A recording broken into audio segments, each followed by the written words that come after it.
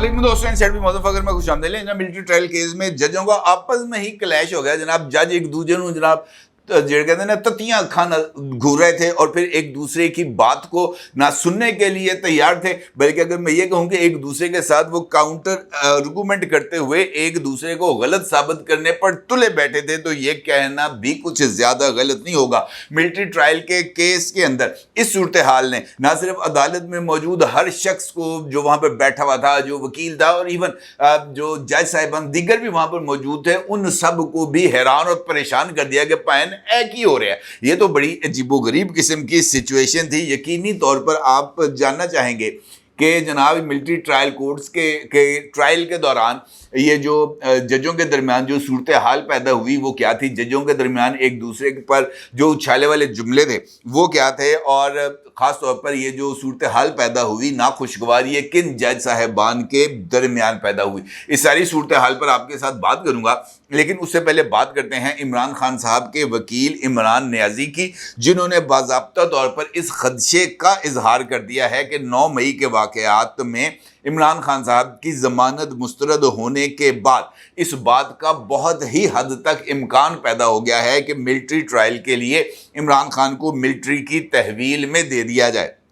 लिहाजा वो केस जिसमें अब जजों की लड़ाई हुई है उस केस के अदालती ट्रायल को ना सिर्फ अब मोन्यूटली ऑब्जर्व करना पड़ेगा, बल्कि इस केस को बहुत ही ज़्यादा ध्यान से ना सिर्फ लड़ना पड़ेगा बल्कि इस बात को यकीनी बनाना पड़ेगा कि जो फैसला पहले उमर अता बंदयाल साहब के दौर में जज साहिबान ने दिया था 5 रुकनी बेंच ने, उस फैसले को बरकरार रखा जाए और सिविलियन के मिलिट्री ट्रायल को काला दम करार दिया जाए ताकि इमरान खान साहब के लिए किसी न किसी तरह की सहूलतें हासिल हों। खासतौर पर उमर नियाज़ी साहब का ये जो बयान सामने आया है ये इस वजह से भी अहमियत का हामिल है कि अभी हालिया दिनों में ही लाहौर से इंसदाद दहशतगर्दी की अदालत ने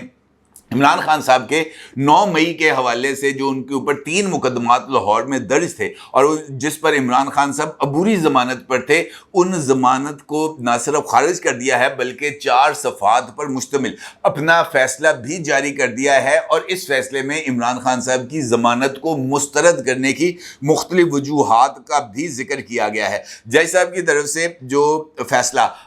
अदालत की तरफ से जारी किया गया है उसका अक्स आप इस वक्त अपनी स्क्रीन पर भी देख सकते हैं। और इस फैसले के अंदर जज साहब ने इन पॉइंट्स को नोट किया है कि इश्तियाल अंगेज पैगाम देना और उसे आगे फैलाकर फौजी तनसीबात, जिना हाउस और सरकारी इमारतों पर हमला दहशत गर्दी के ज़िम्रे में आता है। इमरान खान इस फेल से अपने कानून पर अमल दरामद के बुनियादी हकूक को खो चुके हैं। लिहाजा इमरान खान साहब को अब इस बात का कोई राइट नहीं मिल सकता कि उनकी ज़मानत को बरकरार रखा जाए, क्योंकि अबूरी ज़मानत सिर्फ मासूम फ़र्द का हक है। और अगर ऐसा शख्स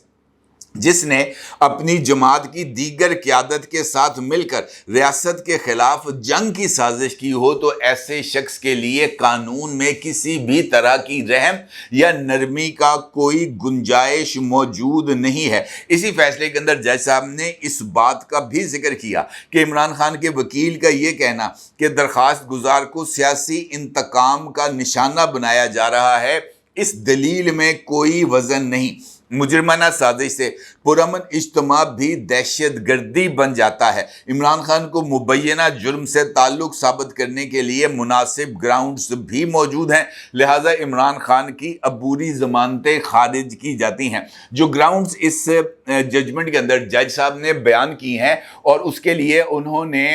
जो एक चक्री के मुकाम पर 9 मई को इमरान खान साहब की तरफ से क़याम था और उस क़याम के दौरान इमरान खान साहब की अपनी लीडरशिप के साथ जो मुलाकात थी और उस मुलाकात के बाद इमरान खान साहब की तरफ से और इमरान खान साहब के साथ वहां पर मौजूद दीगर लीडरशिप की तरफ से जो बयानात, जो सोशल मीडिया पर उनके वीडियो बयानात नशर किए गए थे, उसको भी इसी जजमेंट के अंदर एड्रेस किया गया है और कहा गया है कि वो तमाम बयानात जो इमरान खान समेत पीटीआई की दीगर लीडरशिप की तरफ से दिए गए थे, ये ना सिर्फ इश्तियाल दिलाने के लिए थे बल्कि इसके जरिए लोगों के जज्बात को भड़का कर उन्हें जो جو ہے سڑکوں پر لا کر جو نقص امن کی سچویشن کو ڈیولپ کرنا تھا، اور یہ سب کچھ جو عمران خان صاحب اور عمران خان صاحب کی جماعت کی لیڈرشپ کی طرف سے کیا گیا تھا، یہ ایک سوچی سمجھی اور پلانڈ ایکٹیویٹی تھی، کیونکہ اس کے ذریعے امن و امان کو خراب کر کے ایک فساد کی سچویشن کو کریٹ کرنا تھا، اور اس سچویشن کو کسی بھی صورت نظر انداز نہیں کیا جا سکتا۔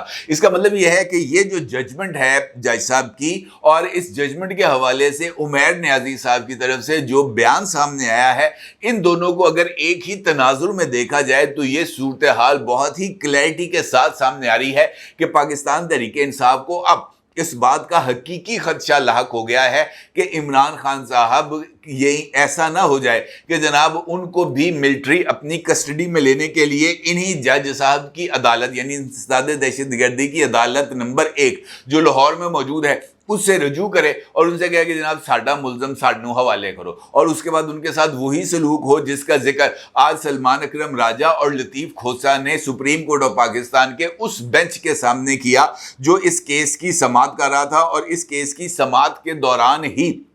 سلمان اکرم راجہ صاحب اور نے عدالت کو اس بارے میں آگاہ کیا کہ وہ تمام لوگ جن کو ملاقات کے لیے لایا جاتا ہے ان کے سر پر بلیک ہوڈ ڈالا جاتا ہے، ان کے ہاتھوں میں ہتھکڑیاں اور پیروں میں بیڑیاں ہوتی ہیں، اور اس بات کو بھی یقینی بنایا جاتا ہے کہ جس بندے سے ملاقات یعنی اس کے اہل خانہ سے ملاقات کرائی جائے تو اس کے چہرے سے بلیک ہوڈ بھی نہیں اتارا جاتا، جو کہ انسانی حقوق کی سنگین خلاف ورزی ہے۔ اور اس صورتحال پر سپریم کورٹ کے جج صاحبان نے یہ ڈائریکشن دی ہے کہ ملٹری ٹرائل کے دوران جن شہریوں کو اس وقت فوجی تحویل میں رکھا گیا ہے ان کے ساتھ غیر انسانی برتاؤ نہ کیا جائے۔ سماعت کے آغاز پر ہی اٹارنی جنرل جناب منصور عثمان عوان روسٹرم پر آ گئے اور انہوں نے آ کر بتایا کہ ملزمان کے ساتھ میٹنگز فکس ہیں اور صرف لاہور میں ملاقات کا مسئلہ بنا تھا۔ حسان نیازی لاہور میں ہیں، میں نے متعلقہ حکام کو اس حوالے سے آگاہ کر دیا ہے۔ اس موقع پر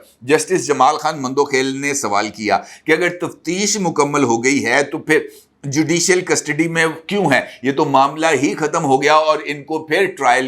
پھر جو ہے وہ کسٹڈی سے نکال کر جیل میں بھجوانا چاہیے۔ انسانوں کے ساتھ انسانوں والا سلوک ہی ہونا چاہیے۔ جسٹس عرفان سعادت نے ریمارکس دیے کہ انسانوں کے ساتھ غیر انسانی برتاؤ نہ کیا جائے، جبکہ اٹارنی جنرل نے اس پر جواب دیتے ہوئے یہ موقف اختیار کیا کہ جو ملٹری ٹرائل ہے اس کے دوران ٹرائل کے کمپلیشن ہونے کے بعد یا تفتیش مکمل ہونے کے بعد بھی یہ جو جوڈیشل کسٹڈی ہے اس کو برقرار رکھا جاتا ہے، کیونکہ ان کا قانون ہمارے قانون سے ذرا تھوڑا سا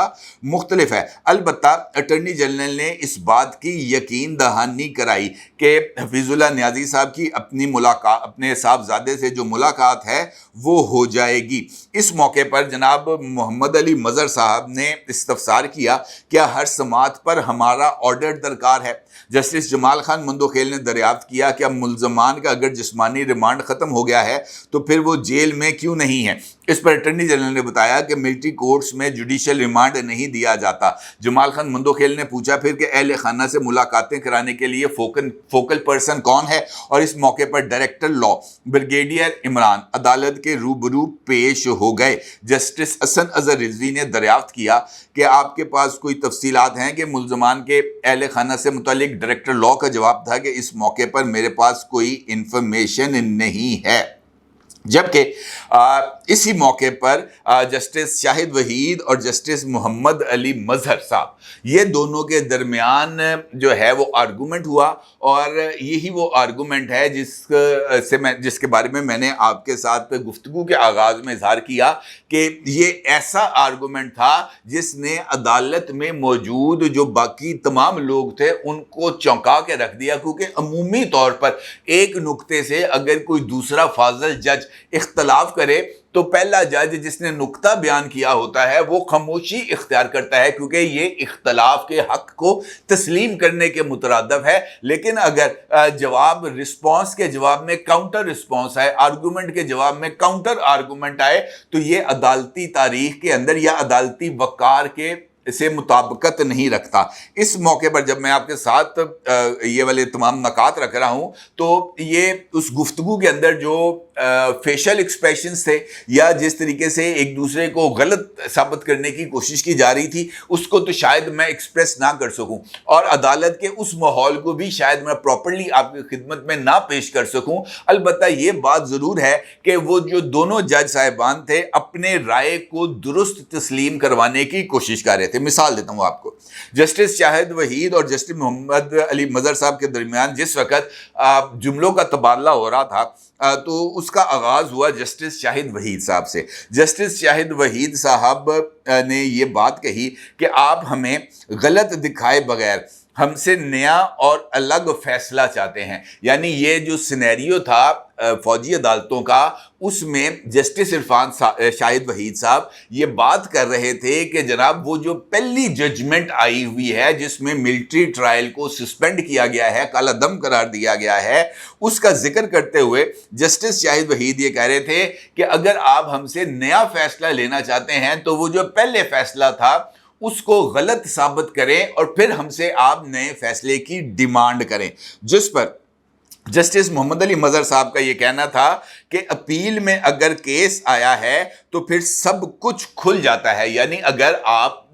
جو ہے وہ اپیل کریں، کیونکہ یہ اپیل ہے، ریویو نہیں ہے، نظر ثانی کے اندر آپ کو انہی حدود کے اندر رہنا ہوتا ہے، جبکہ اپیل کے اندر آپ نئی گراؤنڈز کے اوپر بھی بات کر سکتے ہیں۔ اور محمد علی مظہر صاحب کی طرف سے اس نقطے کو اٹھانا کہ جناب یہ اپیل ہے، ریویو نہیں ہے، اس معاملے کو جسٹس شاہد وحید صاحب نے ذرا تھوڑا سا زیادہ دل پہ لے لیا اور انہوں نے جواب دیا کہ یہ نقطہ نظر میرے ساتھی کا ہو سکتا ہے، میرا نہیں۔ یعنی انہوں نے اس بات کا جواب دیا کہ میں اس کو اس نظر سے نہیں دیکھتا، میں یہ چاہتا ہوں کہ پہلے اس بینچ کے فیصلے کو غلط اسٹیبلش کرے اور پھر نئی ججمنٹ لے، جبکہ محمد علی مظہر صاحب کا یہ کہنا ہے کہ ریویو کے اندر ہمارے پاس جو آپشن ہے وہ صرف اسی ججمنٹ کو درست یا غلط ثابت کرنے کے لیے ہوتا ہے، جبکہ اپیل کا جو اسپیکٹرم ہے یہ نہ صرف بڑا ہوتا ہے بلکہ اس اپیل کے اندر جو نئے پہلو ہیں ان کو بھی اجاگر کیا جا سکتا ہے۔